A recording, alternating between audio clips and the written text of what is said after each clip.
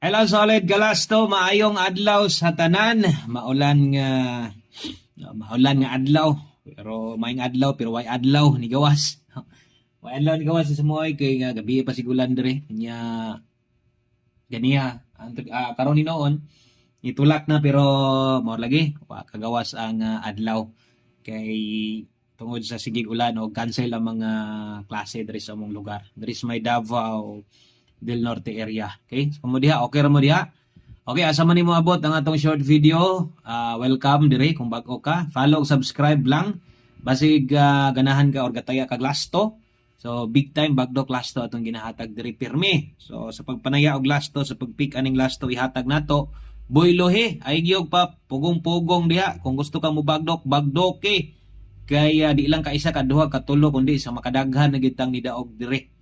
No, kadaghan na tang nidaog diri sa bagdok lasto. Kaya naman nimo ning abayan bisan pag irambol nimo no, kay kung butunaw-naon pud nato upat ni walo tanan apil ang lubag. No, gamay ra gyapon na i-compare nimo na sa total kombinasyon sa lasto 100 ka buok. Okay? So proven og tested nitong bagdok dire. So good luck na lang. So boylohe sa 2 PM draw kung naapay or kung mulusot no, makadaog ka sa 2 PM, bagdo kay na sa 5 PM. Kung di mo lusot sa 2 PM, minor. Minor, respetar na lang ha, 5 ug 9 PM kay all draw naman eh. So di naman ta mag pahabol pa ani, no? So mo na ni ang focus og why lasto inyong lugar. Nya gusto gyud kang motayag 3D, pwede man nimo ni dalhon isip pairing nimo.